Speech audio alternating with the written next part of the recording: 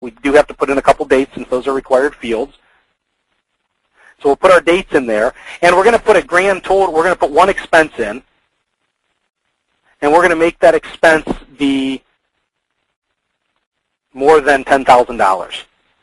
So now when I hit the Certify and Submit button, this should now go, instead of going to my manager, this should go to the executive instead. So if I take a look at this particular expense and I look at the history of it, we can see that, in fact, it did go to JB Executive. It bypassed my manager and went to the executive instead. Now, if Joe Accounting were to submit another expense report, and this time, instead of a $100,000 expense, he has less of an expense. So we'll put a couple things in there. We'll put a new expense in, and this one we'll just make it a $17 expense. Now, when I send this on its way, instead of going to JB Executive, ShareVis should evaluate it and determine that this one has less than $10,000 expense. So in that case, it goes to Patty Manager. So you can see that that's a fairly significant change. I mean, we're evaluating data on the form. We've added a new participant to the workflow. We've given him a new activity to do, and so on and so forth. And we've done all of that in a matter of just a couple seconds. And in fact, if we take a look at our emails, let's look at the email that JB Executive got. Where is it? There it is. There's JB Executive's email. And there, of course, is the embedded click here to approve, click here to reject. And you can click on the attachment, and you can actually see the item and see the amount of the expense was $100,000 and so on. So again, we turned on the email approval. We added a new participant to the workflow and all that sort of stuff in really just a matter of a couple seconds. I'm going to reject this just so we can see what happens. And then in a couple minutes, once all of this takes place, the originator will get an email that says that it was rejected. And then the process will stand as rejected. And again, all of that happened right through email. So it gives you a little bit of an idea of the power of ShareVis. What we find with the ease of design of ShareVis workflows is that a number of our users, a number of our customers, are allowing now business process owners to design workflows.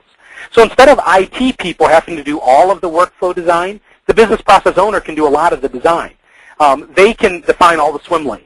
They can define the activities. They can define how things move from one person to the next.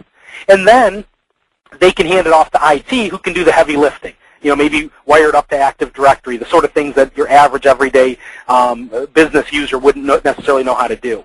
But what that allows us to do is it allows us, instead of having to communicate our process needs to ITs for them to design the whole thing, it allows us to communicate those needs graphically and allows IT to just do just a little bit of work. We found that the business process owners are able to do about 80% of the workflows themselves, and then IT finishes it up by doing, again, some of the things with like security or setting up the connection to Active Directory or those sort of things.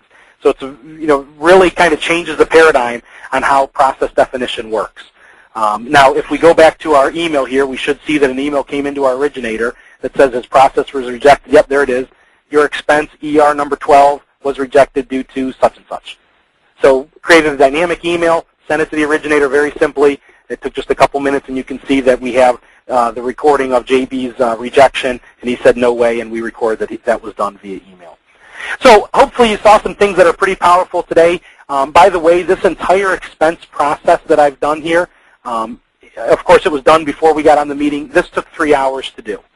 So all of the form, and by the way, about 2.5 hours of that was form design. That form is a somewhat complex form with just the way everything's laid out and the way things are lined up. Again, I did this for a customer of ours, and so the way the form looked had to be very specific. That took about 2.5 hours, and then the wiring it up to the workflow took about a half hour.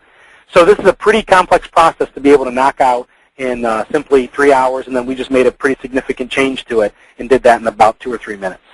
So hopefully you saw the things that were important to you.